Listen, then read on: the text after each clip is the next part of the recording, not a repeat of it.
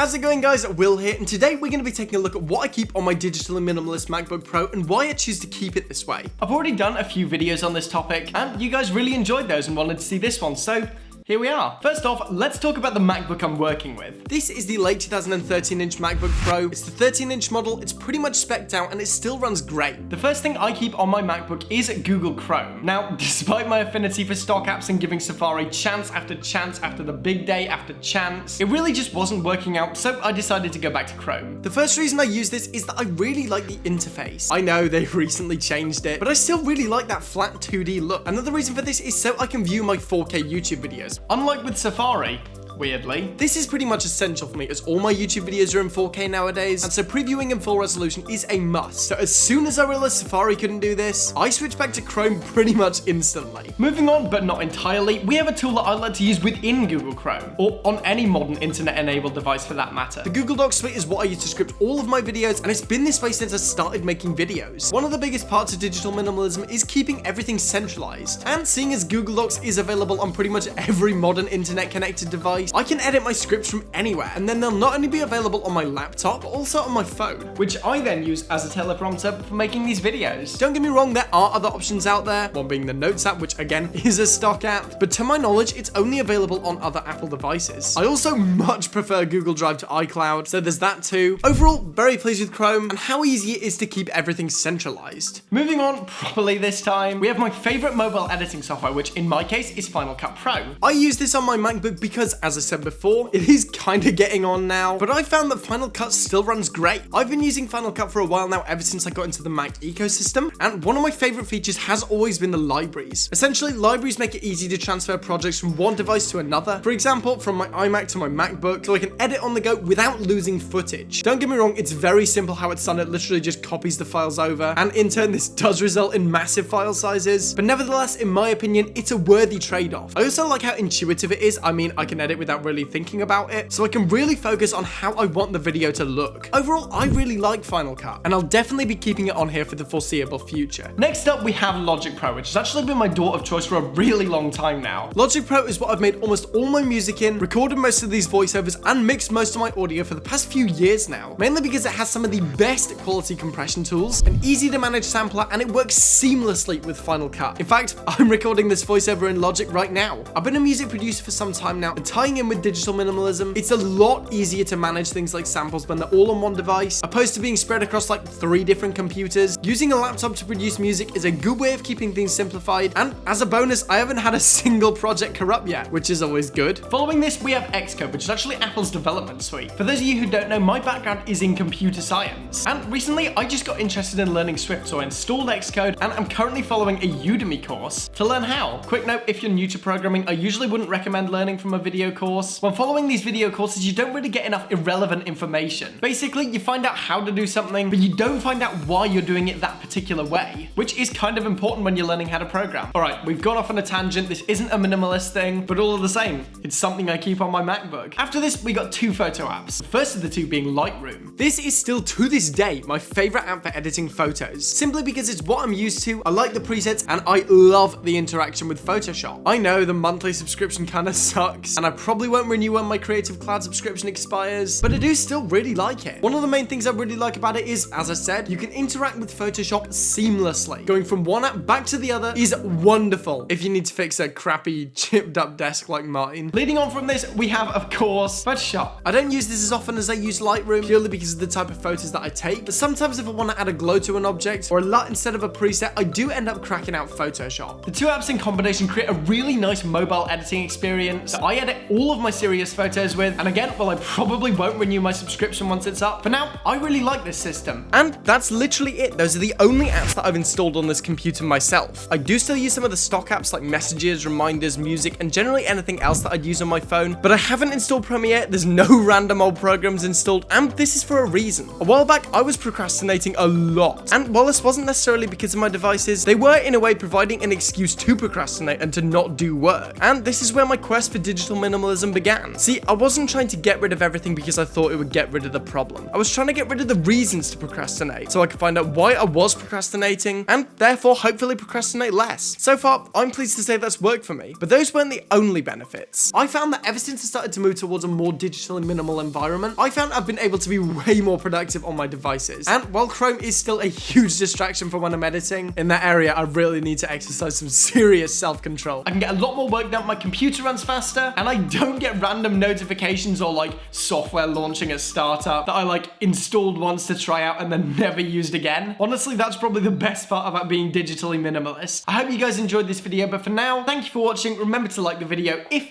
you want to see more content like this and smash that subscribe button. I'm done, and I will see you guys in the next one.